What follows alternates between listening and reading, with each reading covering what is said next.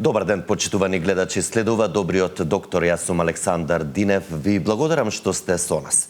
Денеска имаме тема од областа на детската психологија. Конкретно ќе говориме за социјална анксиозност кај деца и тинејџери. Моја гостинка и соговорничка во студиото е Христина Стефановска, детски психолог и автор на литература за деца. Христина, добар ден. Ти благодарам што си дел од денешното издание на Добриот доктор. Добро ве најдов. Доста често споменуван термин социјална анксиозност, посебно кај помалата популација. Што точно представува за почеток како вовед во темата социјалната анксиозност? Тоа е една честа ситуација во денешно време за која се обраќаат родителите. Социјалната анксиозност е една состојба, психолошка состојба, во која што постои парализирачки страв, страв од осуденост, страв од неприфатеност, страв од критика, страв од пуштање во социјални интеракции со врсници или возрастни кај децата. Како се разликува социјалната анксиозност од обичната страмежливост, која е вообичаено нормална појава кај децата? Да, срамот како емоција е развојна и некаде треба да се развие во 5-та година. Прв пат детето го доживува и е свесно за таа емоција. Секако, емоцијата на срам најчесто се меша со социјалната анксиозност заради можеби испреплетување на симптомите. Меѓутоа, разликата е во тоа што кај срамежливоста децата на почетокот се срамежливи во смисол кјутливи, молчаливи, но подоцна се опуштаат, си влегуваат целосно во интеракцијата, без никаква пречка во функционирањето, додека кај социјалната анксиозност тука симптомите се многу поинтензивни. Стравот може да биде дури паничен на некој начин. Функционирањето исто така е попречено. Детето одбива да се вклучи таму. Постојано е позади родителите или пикнато во родителите. Па тука имаме и телесни симптоми од типот на срцебиење, потење на рачињата, нервоза, плачливост, така што тоа е една поизразена состојба, која што не е баш лесна за менаџирање, раководење од страна на родителите, додека пак страмежливоста е природна, спонтана и во сигурна средина таа се развива, а со помош на таа емоција срам детето подоцна го развива и моралот како развоен сегмент од личноста. Така, сите овие знаци што ги споменавте треба да бидат аларм за родителите дека состојбата кај нивното дете бара поголемо внимание, дури и стручна помош. Ме интересира дали социјалната анксиозност може да се јави уште од најрана возраст и кога вообичаено може едно дете така да реагира? Да, може да се јави во најрана возраст, буквално во предучилишна возраст. Знае да започне со сепарациона анксиозност, со страф од одбивање од родителите и тука во тие хетероанамнестички податоци кога ги земаме, веќе гледаме една секвенца во каде што детето имало потешкоти во сепарацијата, особено кога тргнувало во предучилишна установа, тешкоти во адаптацијата. Подоцна е сето тоа пропратено со соматика кај децата. Децата одбиваат таму да јадат, одбиваат да бидат во тој простор, или пак се жалат на болка во стомакот, кај некои дечиња пропратено со повраќање. Едноставно, таа социјална средина за тоа дете не е безбедна и сигурна. Тоа дете ја перцепира како закана и во таа средина не се чувствува комфортно да биде она што е. И тука се развиваат сите пречки за кои детето не е свесно. Постојат мисли кои што исто така го оптеретуваат детето, иако е тоа мало, и се на несвесно ниво. Така што таа состојба и како е забележлива во тој период и во преодот кон градинка, тука е веќе видлива, за разлика од дечињето што не одат во градинка, па се дома и некако ги разбираме као они се такви и прифаќаме дека... Нема деца не си играат, со баба и со дедо почесто, како изговори. Така, ете така. Така, колку влијае самиот стил на воспитување на родителите во тој период? Например, има родители кои премногу заштитнички се однесуваат со децата, а од друга страна има и критични родители. Како тоа влијае да едно дете се соочи токму со овие знаци на социјална анксиозност?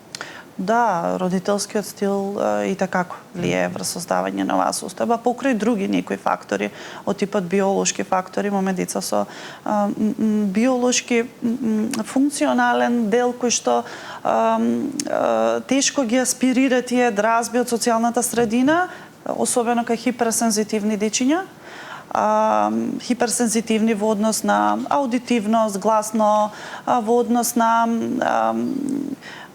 вкус, не сакаат, нелагодност.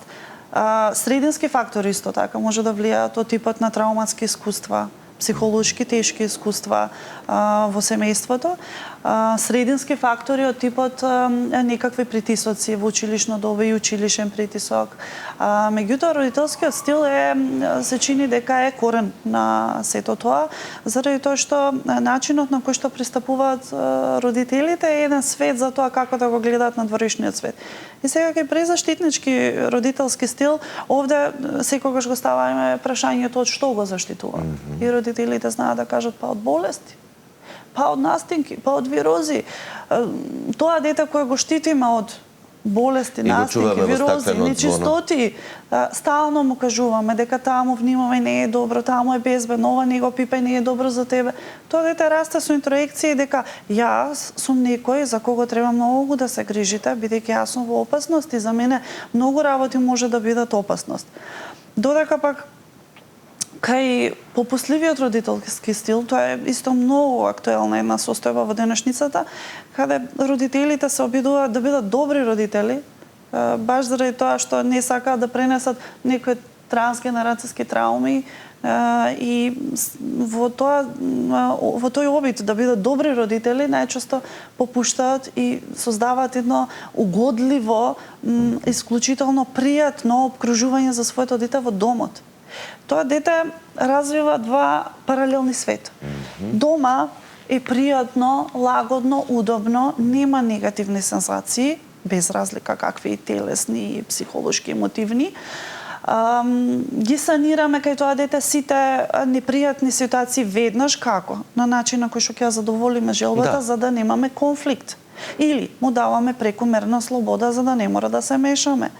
На тој начин детето не амортизира негативни сензации во своето тело, станува сензорно оптеретено и кај тоа дете се јавуваат и сензорни симптоми на анксиозност, од типот дека го џвака ракавот, од типот дека го грицка далечинското, од типот дека кога ќе тргне во градинка ќе си ги чешка прстињата, или го имате се забележува, например, кај некои дечиња трга во градинка и тоа е нели делот каде што него му прави стрес и тоа е со рачињата горе. И си прави одредени движења со цел да се растерети од таа непријатност за која нема имун систем. И во тој попуслив родителски стил што се развива, кај детето се развива два света. Дома сум супериорно, надвор сум инфериорно. Дома се можам, надвор ништо не можам. И детето убаво рековте збунето. Така. И тука ги губи детето резилиентните снаги за опстанокот. Затоа што детето е резилиентно дома, дури е прекосливо, дури е несоработливо, но надвор е исклучително дисциплинирано. И ке речеме, тоа е дете за пример. Ке речеме во надворешна средина дека тоа дете со него никогаш немаме проблем. Учителите знаат да речат, јас со никогаш немам проблем со тоа дете, затоа што е исклучително послушно. Да, но не се знае дали е тоа заради дисциплина послушно, или заради стравот дека мора да биде послушно, со цел да ги санира последиците. Почитувајќи ги војнички тие некои правила, тоа дете на некој начин развива контрола врз ситуациите. Има контрола врз ситуацијата да таа не заврши на лош начин за кое тоа не е спремно. Или пак споменавте кај критички родител. тие авторитарни родителски стилови, можам да кажам, бар од мојата пракса, дека се полека се губат, но постојат. Со тоа што во тој случај детето е постојано критикувано за работите што ги прави, во него сраснува едно недоволно јас, неуспешно јас, несигурно јас, Самодовербата, да. кое нема капацитет да се докажува во надворешната средина заради тоа што ќе се плаши од досуда, бидејќи Од неуспех. повторно некој исто така ќе го прогласи за неуспешно, недоволно, несоодветно, и тогаш тоа дете ќе се повлекува. Во однос на сближувањето и на социјалната анксиозност, да, еве ги офативме родителските стилови, меѓутоа како родителите можат практично да помогнат детето постепено, еве конкретно во градинка или на училиште, да се сближува, да има социјална интеракција со старанти деца, но и со возрастните во околината, средината каде што живее, да не биде срамежливо и повлечено. Да, први родителите треба да постанат свесни за тоа каков свет му нудат дома, а што се случува надвор, што светот бара од нивното дете надвор и дали они во тој дел го спремиле или едноставно му понудиле нешто што надвор никогаш нема да го најде. Например, внатре во домот му понудиле исполнување на желби, му понудиле премногу слобода, каде што нема правила, нема ред, нема граници, а најмногу од се нема последици. Ако децата доживуваат последици, последиците се една когнитивно бихевиорална побуда за тоа дете, заради тоа што таа последица секако ќе понуди негативни сензации кај тоа дете, ќе понуди фрустрација и емоционален набој. На тој начин детето станува отпорно кон тие негативни сензации и приближно може да ги поднесе надворешните. Значи, први родителите треба да постанат свесни за таа спротивност на тие два света, затоа што семејството е првата социјална клетка на детето. Првата социализација за детето се случува во семејството. Социјални фактори во семејството се сите ситуации. Социјални чинители за тоа дете се членовите од семејството и од фамилијата. Значи, да се преиспитаат родителските стилови или дали премногу критичкиот е родителски стил. Потоа, како родителите можат да помогнат со мали чекори. Тоа се дечиња на кои не можеме нападно, настојчиво и упадно да ги форсираме, да мора да одат таму. Да. Мора да си таму меѓу другарчињата. Мора да одиш и да го туркаме или да имаме високи очекувања. Го носиме детето на роден ден, имаме високи очекувања, дека тоа сега треба таму да се дружи. И ако имаме високи очекувања, всушност ние како родители имаме страв од тоа дека нашето дете нема да биде доволно социализирано или префатено. Но јас секогаш викам дека мораме да постанеме свесни што е наше, што е нивно. Понекогаш имаме дечиња кои што се раѓаат со интровертни темпераменти. Тие не сакаат бурна социализација. Значи може и да ги почекаме, да бидеме трпеливи во тоа и да не мора да сакаат да бидат во голема екипа. Сосема окей да бидат со едно другарче. Мали чекорчиња со охрабрување и со рефлексија на чувството, да не се минимизира чувството во смисол ништо страшно, ништо не е тоа, нема ништо опасно или етикетирање. Ајде, само ти претеруваш. Се тебе нешто не ти е во ред, само тебе нешто ти фали. Види како другите сите убаво си играат, само ти не. Значи минимизирање и етикетирање не помага. Подобро би било да се охрабрат мали чекорчиња. А кога ќе охрабриме? Кога ќе постанеме свесни дека имаме проблем. Затоа што не постоењето на свесност за проблемот, ние го третираме проблемот како типичност. Таков е он и ние се однесуваме спрема нашите очекувања и барања кон тоа дете.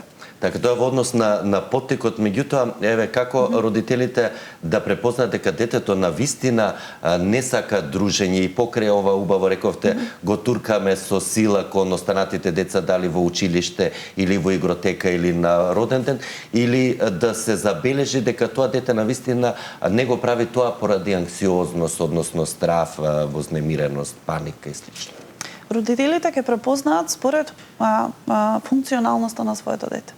Ако нивното дете тотално се блокира во ситуациите, го губи говорот, кој што си го има усвоено, тука имаме една состојба, силна состојба на социјална анксиозност, која што исто така општествено не е превенирана и не е посочена, како во градинки, така и во училишта, тоа е мутизмот.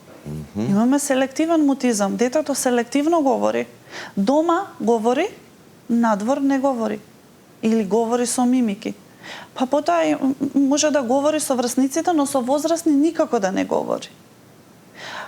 Значи, таквите блокирања, кои што го прават детето нефункционално во дадени социјални аспекти, се аларм за родителите. Едноставно, тоа дете од дома трга со енергијата дека сака да оди на тој роден ден, например, или од вечерта зборува дека сака да оди во градинката или во училиштето, а наутро има проблем да го совлада тоа чувство и таа мисла што го навладеала наутро пред да тргне и тогаш симптомите наутро се јавуваат. Од вечер тоа се обидува да го амортизира и да се смири. Но не успева. Но наутро, кога треба да го пречекори прагот од домот кон надвор, тогаш се интензивни симптомите и тие симптоми не треба да се занемаруваат. Голем дел од времето децата, посебно на предучилиште или на училишна возраст, уште додека се во оделенска настава поминуваат со наставниците и воспитувачите, колку е важна нивната улога во целиот овој процес и препознавање, односно алармирање на родителите дека детето на вистина се соочува со некоја состојба која бара поголемо внимание, па во некои случаи и стручна помош? Многу е важно. Многу е важно, заради тоа што наставникот во ситуацијата е една нишка медиаторска до родителот. Тој е дел од тој триаголник родител. Така е, во целиот процес на воспитување и едукација. Децата растат системски. Ние мора да сватиме дека децата растат системски. Дека на децата, ако не добијат системска поддршка, ништо не правиме од тоа. Системот е тој кој што ги перцепира, треба да ги перцепира децата и да ги насочува децата. Систем не само како, не знам, училишта, и матични лекари, општо секој педиатри, секој кој што е во допир со тие деца. Значи, ако видиме дека, еве, имаме детенце првач, кое што цела година не комуницира со мене како наставник, не комуницира со другарчињата, а при тоа родителите ме кажуваат дека има усвоен говор, тоа е знак за загриженост. Тоа дете веднаш треба да се упати да му се помогне. Зашто? Зашто слабеат неговите капацитети. Тоа дете расте со уверување погрешни за себе. Гледа една средина околу себе која е компетитивна, се истакнува, напредува, а тоа стои на едно место.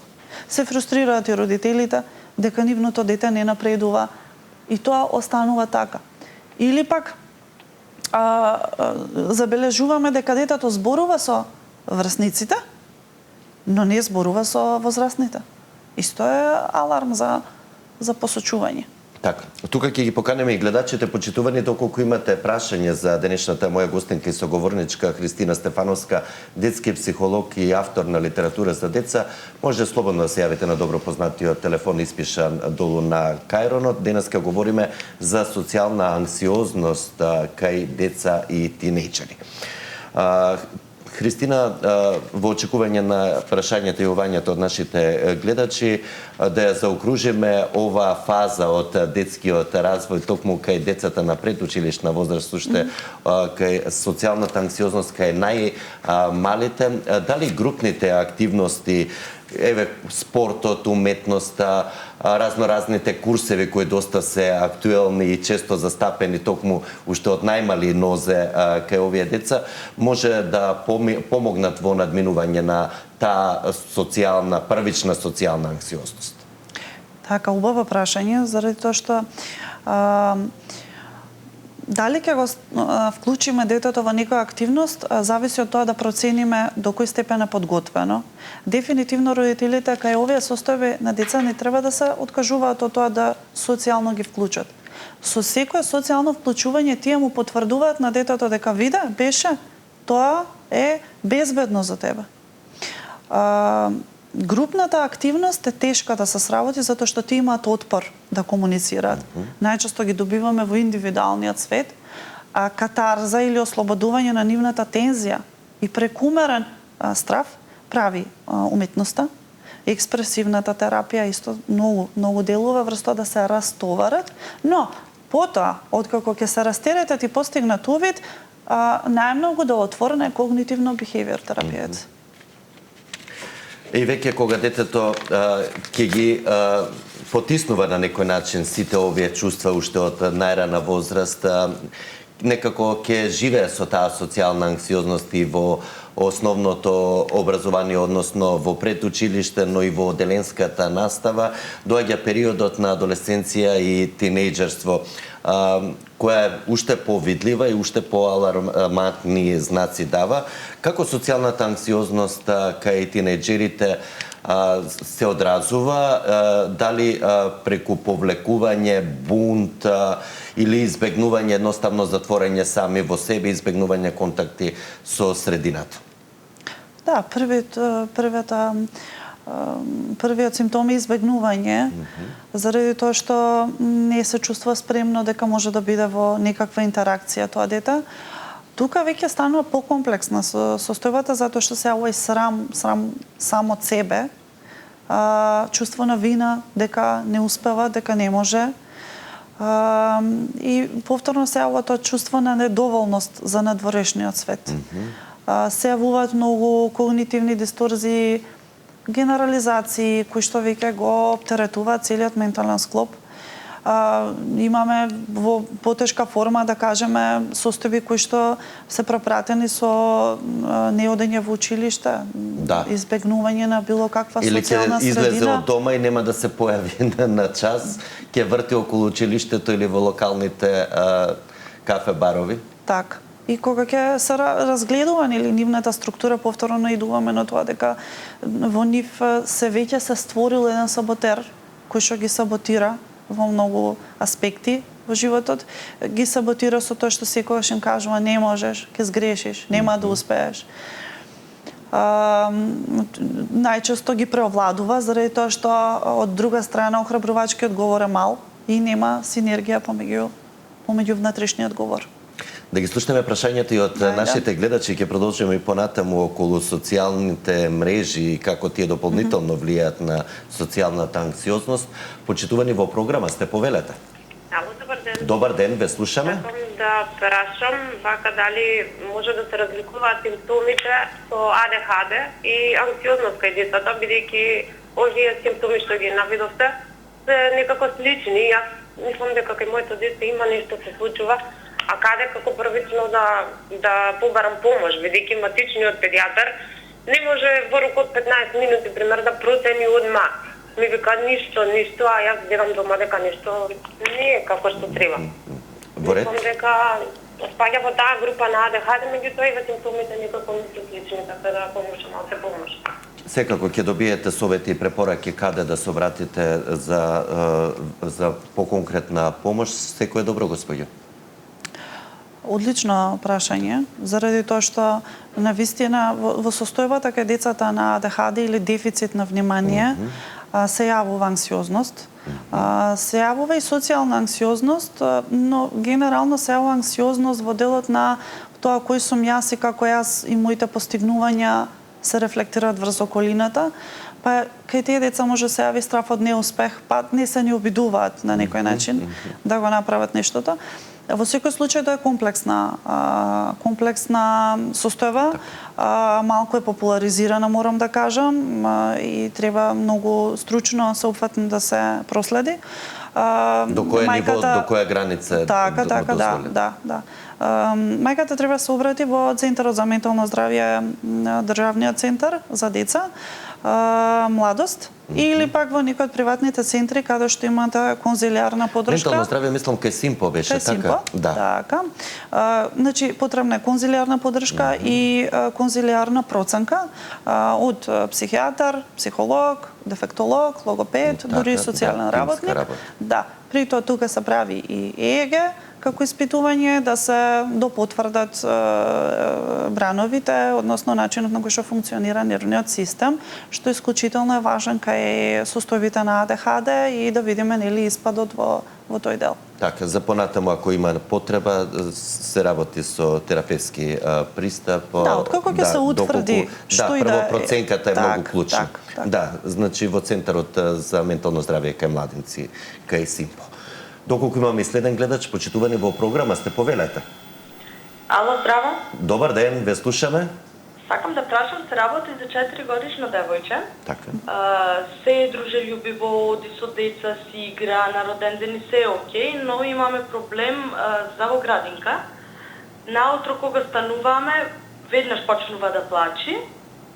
Кога појдеме в градинка, исто плачи, се тегли за мене, не ме пушта. Само што влези во градинката, детето, учителките кажуваат дека е многу друго дете, дека е дружелюбиво, дека си игра, дека веќе воопшто не плачи. Немам никаков проблем ни дома со детето, само е тој проблемот наутро за во градинка. Тоа го прави обично понеделник, вторник и среда, четврток и петок немаме проблем. Така. Колку време детето оди во градинка и е таква состојбата? Па од една година. Значи веќе 3 години. Така. Во ред ќе добиете конкретно совети и препораки и одговор зошто е тоа така понеделник, вторник и среда или одењето во градинка. Секој добро, господјо, и вам и на вашето семејство. Така. Ова што пред малку го дискутиравме за поминување на прагот. Типична реакција за 4 годишни деца. Дете кој што си адаптирано од една годинка во градинка, меѓутоа има реакции кои што означуваат отпор или одбивање да се оди во понеделник, вторник, среда. Четврток и петок веќе сме стабилни. Тоа што покажува дека детето во времето на викендот поминува исклучително пријатно време, може би проследено со удобност, сензации, изненадувања, шетања и едноставно е во еден поприроден и слободен свет и одеднаш во понеделник треба да оди, како ние возрастните на работа, така тоа во градинка, односно да биде во еден колектив, во една кохезија, средина со врсници и да слуша налози, да слуша правила, да биде исполнително, што не му чини баш така пријатно. Детето ќе прави отпор со цел да види и да ги тестира границите на родителот. Овде со ова однесување детето ги тестира границите на мајката. Дали мама мене ќе ми попушти? Како мама се однесува кога јас и се спротивставувам? Дали ќе биде по-мое? Така. Се обидува, но како и да е, нели, кога мајката поставува граница, тоа дете секако ќе се прилагоди, четврток, петок ќе се биде во ред. Така, пред да продолжиме понатаму ќе ги замолам колегите од режија да го исклучат звукот од големото студио за да може подобро да комуницираме со гледачите. Почитувани во програма сте, повелете.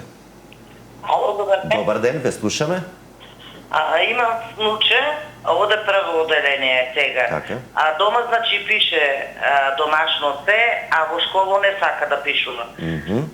Проблемот не знаеме што и како е. Они се 5 дечиња во школа. Значи со учителката разговараме, учителката вика не сака овде да пише, а дома значи домашната задача се ја пишува. Иначе е бистро, значи сите симптоми. Сака да оде на школа, ама таму не сака со неја да има никакви контакти. Значи дали има страх од неја, дали што е проблемот, не знаеме.